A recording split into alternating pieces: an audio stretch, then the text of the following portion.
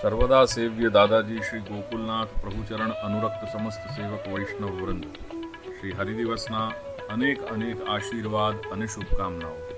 શ્રી યમુનાની સ્તુતિ કરતા ચતુર્થ શ્લોકમાં વ્રજાધિપતિ શ્રી ગોકુલેશ શ્રી કૃષ્ણના અને શ્રી યમુનાના સ્વરૂપને દર્શાવતા શ્રી મહાપ્રભુ શ્રી પ્રભુના સ્વરૂપ વિશે 7 વિશેષણોનો પ્રયોગ કરે છે અને તે 7 પદોમાં સચ્ચિદાનંદ ઘનરૂપ ભગવાન શ્રી કૃષ્ણની અને સચ્ચિદાનંદ ઘનરૂપા શ્રી કૃષ્ણની અભિન્નતા દર્શાવી દે છે।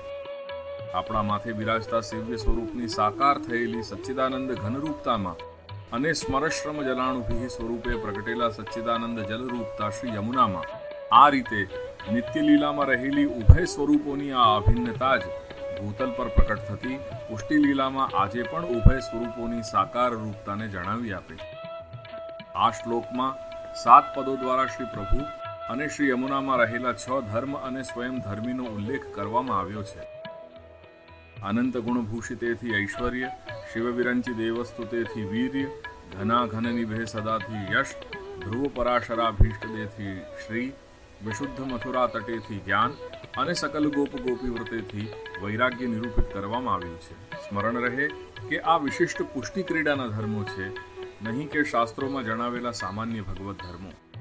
આ ધર્મોનું નિર્વચન પુષ્ટિજીવો માટે શ્રી મહાપ્રભુએ શ્રી વેણુગીતમાં પ્રકટ કર્યું છે।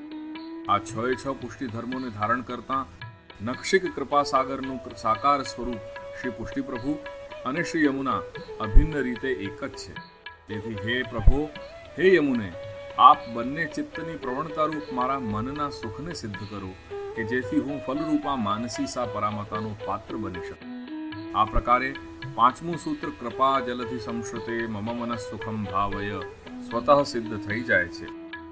તેથી શ્રી ગોકુલેશ ચરણ શરણ અનુરાગી સેવક વૈષ્ણવો, આવો આપણે સર્વે પણ શ્રી ચરણારવિંદોમાં મમ મનઃ સુખમ ભાવયની અભ્યર્થના કરીએ।